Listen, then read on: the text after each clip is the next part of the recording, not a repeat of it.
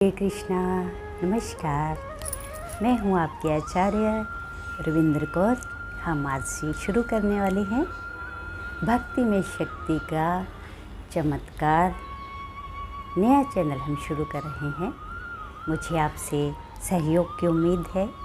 मैं चाहूँगी कि आप जो भी भक्तजन इस चैनल को देखें वो हमारे साथ जुड़े और हमारे जीवन में जो भी धार्मिक घटनाएं, जैसे कि हम घर में पाठ पूजा करते हैं, भगवान से हम जुड़े रहते हैं, तो भगवान भी हमको प्रत्यक्ष रूप में कोई ना कोई चमत्कार करके दिखाते हैं। तो ऐसे जो भी चमत्कार आपके भी साथ हुए हैं, हमारे भी जीवन में हुए हैं, हम वो कहानियाँ आपके सामने प्रस्तुत करेंगे, आपको सुनाएंगे।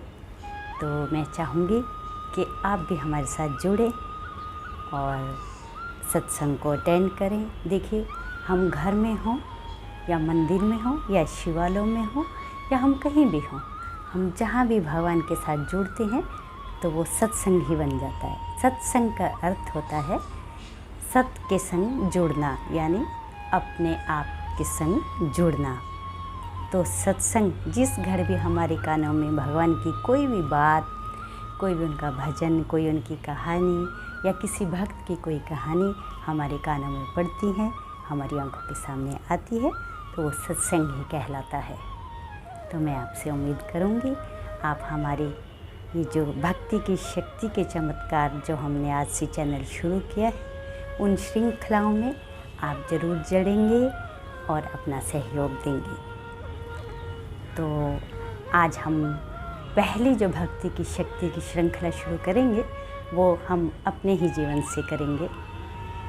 तो हमारे जीवन में भी भगवान ने बहुत सी लीलाएं की है, बहुत से चमत्कार किए हैं। क्योंकि देखिए, हम भी बचपन से ही भगवान, कम से कम 5-6 साल की उम्र से ही मैं भगवान जी के साथ जुड़ी हुई हूँ। मुझे उन पर बहुत आस्था है, श्रद्धा है। वो भी समय समय पर अपना प्यार हम पर लुटाते हैं और हमें ये ज्ञात कराते हैं कि मैं आपके संग हूँ। तो हमारी जितनी भी माताएं, बहनें, जो भी कोई इस भक्ति में शक्ति श्रृंखला को सुन रहा हो, वो ज़रूर अपना सहयोग दें और हमारे साथ जुड़ने और हमारे साथ 2 घड़ी सत्संग करें। क्योंकि 2 घड़ी की ही ये जो सत्संग की घड़ी होती है, ये हमारे जीवन में पता नहीं कहाँ और किस घड़ी हमारे ये प्राण छूट जाए। जिस घड़ी हम ईश्वर का नाम ध्यान लें, वही घड़ी हमारी सबसे उत्तम घड़ी है। तो आइए, आज हम सबसे पहले जो श्रृंखला की पहली जो शुरू करेंगे, तो पहले नंबर की मैं अपने नाम से ही शुरू करूंगी। मैं आपकी आचार्य रविंद्र कौर, राधे कृष्णा। तो देखिए, जीवन में मेरे बहुत से चमत्कार हुए हैं, लेकिन कहते हैं ना, हर शुभ काम करने से पहले भगवान गणपति का ही नाम सिमरन करना चाहिए। तो गणपति बप्पा मौर्य। तो आज मेरे जीवन में जो भगवान गणपति ने चमत्कार किए हैं, तो सबसे पहले मैं वो चमत्कार आपके साथ साझा करूँगी। तो फिर जब हम इस कहानी का एंड करेंगे, समाप्त करेंगे, तब आप मुझे अपने साथ हुई जो घटनाएं हैं तो मुझे वो कमेंट करके ज़रूर बताना। तो मैं आपकी वो घटनाएं भी ज़रूर इस चैनल के माध्यम से हमारे भक्तजनों के साथ शेयर करूंगी। तो देखिए, हमारे मुंबई में, हम मुंबई शहर में रहते हैं, तो मुंबई शहर में जो गणपति उत्सव होता है वो बहुत धूमधाम से मनाया जाता है। हर एक घर के अंदर भगवान गणपति विराजमान होते हैं। सब अपनी श्रद्धा के अनुसार भगवान गणपति को घर पे लाते हैं, उनकी पूजा आराधना करते हैं, फिर उन्हें जल प्रवाह कर देते हैं, फिर उनको विसर्जन करते हैं। फिर कोई उनको 1.5 दिन का करता है, कोई 3 दिन का करता है, कोई 7 दिन का करता है, कोई 5 का करता है, कोई 11 दिन का करता है। अपनी श्रद्धा के मुताबिक भगवान को सब अपने घरों पे लाते हैं, पाठ पूजा करते हैं और उन्हें जैसा उनको अच्छा लगता है विसर्जित कर दिया जाता है। तो देखिए, भगवान गणपति के ऊपर मुझे बचपन से ही बहुत श्रद्धा है। तो मुंबई में आए साल ज़ोरों शोरों से गणपति विसर्जन मनाया जाता है, उत्सव मनाया जाता है। विसर्जन के दिन बहुत भारी मतलब एक रोष होता है।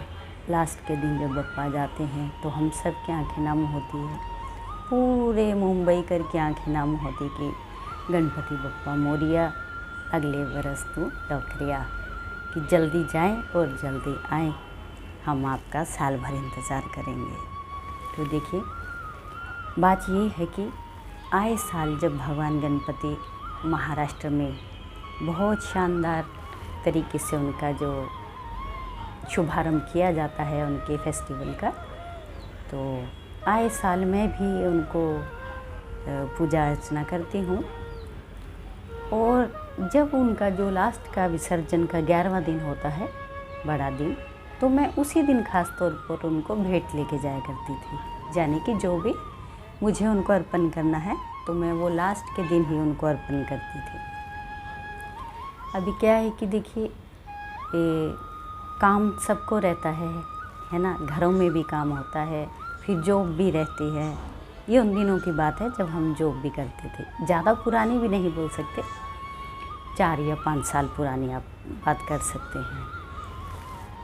तो काम के सिलसिले से लास्ट का जो विसर्जन का दिन था, तो मुझे उनका दर्शन करने में बहुत देरी हो गई और उस दिन लास्ट के दिन में उनका दर्शन नहीं कर पाई और ना ही अपनी भेंट चढ़ा पाई उनको समय रहते। और मेरी क्या आदत थी कि जब भगवान गणपति लास्ट का जो विसर्जन का दिन होता था, तो जब तक मैं भगवान गणपति के चरणों को मतलब छू न लूँ, उनको माथा न टेक लूँ, तब तक मेरे मन को शांति नहीं आती थी। तो सौभाग्य से मुझे ये सौभाग्य है वो ज़रूर प्राप्त होता था उनके दर्शन करने का और इसी प्रकार उनके चरणों को छूने का। तो कितने सालों तक मैंने कंटिन्यू उनके ऐसे ही दर्शन किए। तो एक बार क्या हुआ, मुझे उनके दर्शन का सौभाग्य प्राप्त ही नहीं हुआ। पता नहीं कोई ना कोई अड़चन आती गई और मेरे को उनके दर्शन का सौभाग्य प्राप्त नहीं हुआ। तो हमारे महाराष्ट्र में क्या है कि सुबह के 4 बजे तक गणपति विसर्जन होते रहते हैं। समंदर किनारे जाते रहो, आप देखेंगे जगह जगह पे बड़े बड़े जो गणपति होते हैं वो 11वें दिन विसर्जन होते हैं।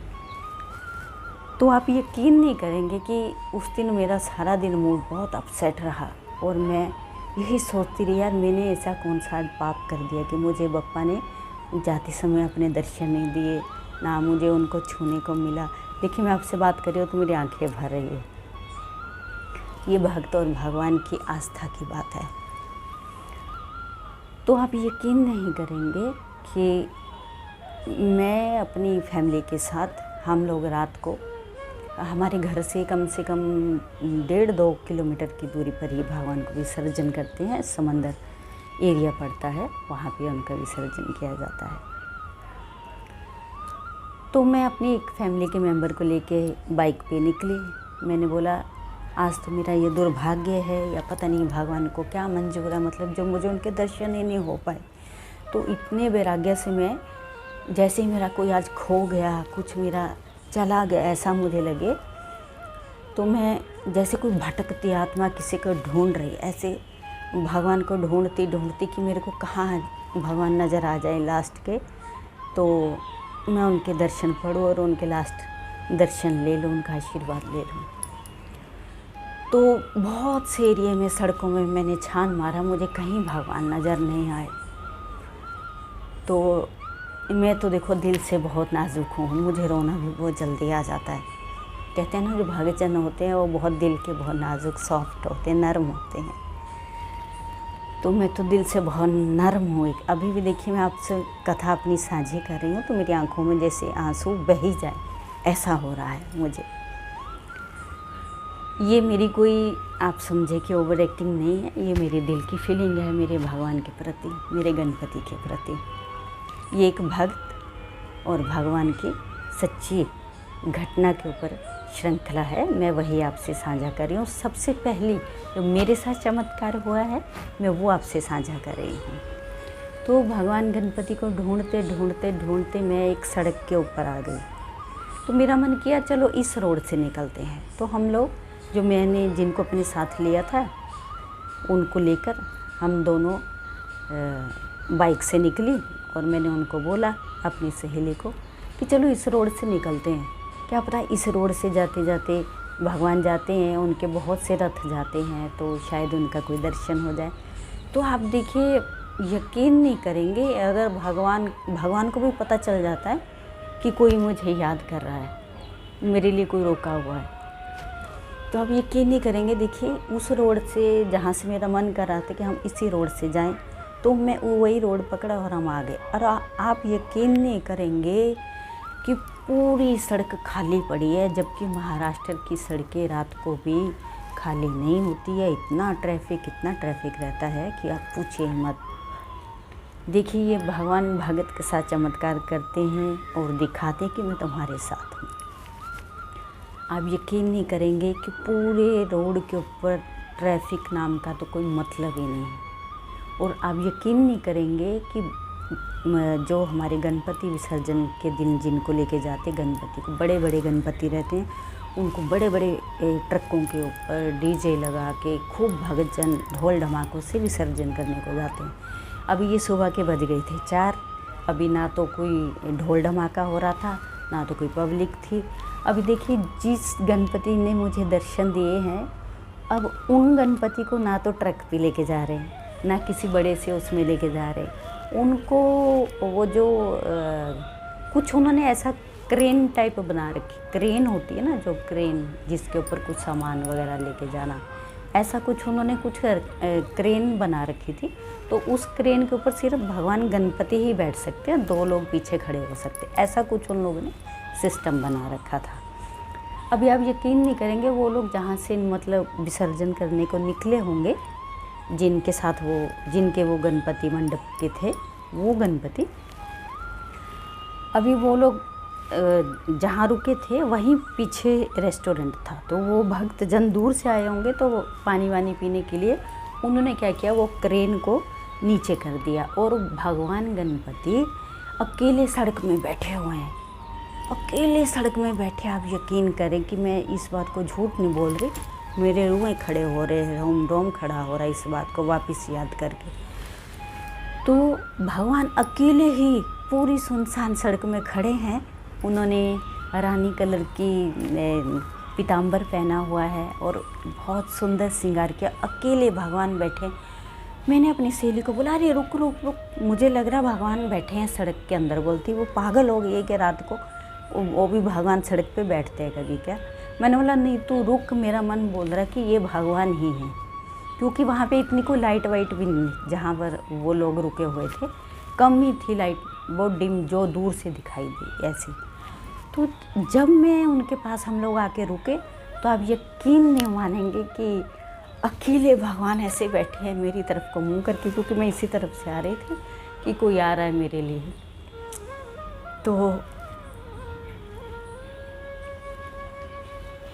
तो मैंने एकदम से बाइक से उतरी और मैंने जाकर देखा कि भगवान बैठे हुए हैं, मेरे लिए बप्पा बैठे हुए थे। तो मैं गई और मैंने जाके उनके चरण पकड़ लिए और बोला, प्रभु आप 4 बजे तक मेरे लिए सड़क पे बैठे हुए हैं, मैं आपका ये जो एहसान है ये मैं ज़िंदगी में कभी भूल नहीं सकती। तो आप सोचिए कि भगवान भक्त के लिए सड़क पे अकेले भी बैठ सकते हैं कि कोई मेरे लिए आ रहा है। और आप यकीन करिए कि उस समय ना मेरे पास कोई फूल है ना कोई माला है, कुछ भी नहीं था मेरे पास सिवाय मेरे आंसुओं के और मेरी श्रद्धा के, कि मुझे भगवान को देखना था और उनके अंतिम दर्शन करने थे और उनका आशीर्वाद प्राप्त करना था। आप यकीन नहीं करेंगे कि मैंने जी भर के उनके दर्शन किए, उनके चरणों को चूमा और उनसे लिपट गई। वो बहुत बड़े थे तो मैं उनके घुटनों तक ही आ पा रही थी, तो मैंने उनके घुटनों से लिपट के ही, जैसे कोई बेटी अपने पिता की गोद में उनके घुटनों तक उनको पकड़ के रो ले, तो मैंने अच्छे से उनको लिपट के रोई, उनसे मैंने क्षमा मांगी कि मेरे कारण आपको आधी रात को सड़क पे बैठना पड़ा प्रभु। मैंने उनसे क्षमा मांगी और मुझे ऐसे दर्शन दिए कि इस संसार में कभी किसी को नहीं हुए होंगे जो उन्होंने मेरे को आधी रात को दर्शन दिए, वो भी सड़क के बीच में बैठ के दर्शन दिए। तो भगवान गणपति से मुझे आस्था तो बहुत थी, लेकिन इस वाक़ये के बाद मुझे और भी भगवान के ऊपर आस्था बढ़ गई। तो मेरी ये जो कहानी है, इसको सुनने के बाद आपको यकीन होना चाहिए कि हमारी जो मूर्तियां हैं सनातन धर्म की, ये मूर्तियां ही नहीं, ये साक्षात भगवान होते हैं। आप जैसी श्रद्धा इन पे रखते हैं, ये वैसी श्रद्धा का जवाब आपको देती हैं। तो जो आपके घर के अंदर आपने मूर्तियां रखी होती है भगवान की, उन्हें सिर्फ मिट्टी की मूर्तियां ना समझें, वो भगवान की साक्षात मूर्ति होती है।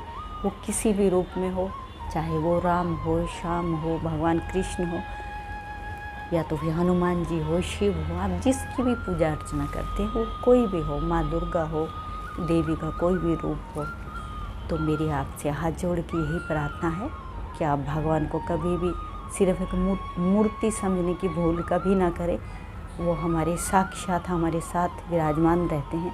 वो तो सिर्फ हमारी श्रद्धा और जो हमारे दिल के सोच विचार होते हैं, उसी के ऊपर डिपेंड करता है कि हमारा और उनका रिश्ता क्या है। मेरे कहने का आपसे मकसद यही है कि भगवान अपने भक्त को कभी निराश नहीं करते। तो हमारे महाराष्ट्र में जो भगवान गणपति का जो फेस्टिवल होता है, तो उन्होंने मेरे साथ एक नहीं 3 बार चमत्कार किए हैं। लेकिन अगर मैं आपको एक ही कहानी के अंदर सुनाऊंगी तो कहानी बहुत लंबी हो जाएगी और आप भी बोलेंगे कि ये तो बहुत लंबी लंबी कहानियाँ सुनाते हैं। तो आपको आज जो मेरे साथ चमत्कार हुआ है गणपति बप्पा मोरिया का, आपको कैसा लगा? आपने भी सुना तो आप भी ज़रूर बोले गणपति बप्पा मोरिया, मंगल मूर्ति मोरिया। तो अगर आपके जीवन में भी ऐसी कोई भी सत्य घटना घटती है तो आप मुझे ज़रूर बताना, कमेंट में लिख के बताना। मैं आपकी कहानी को इस वीडियो के इस चैनल के माध्यम से ज़रूर सुनाऊंगी। तो आपने ये हमारी श्रृंखला की पहली श्रृंखला सुनी है, गणपति बप्पा मोरिया, भगवान गणेश का चमत्कार। तो अगली एक और अच्छी सी और सच्ची घटना आपके सामने लेके उपस्थित होंगी। तब तक के लिए हरे कृष्णा।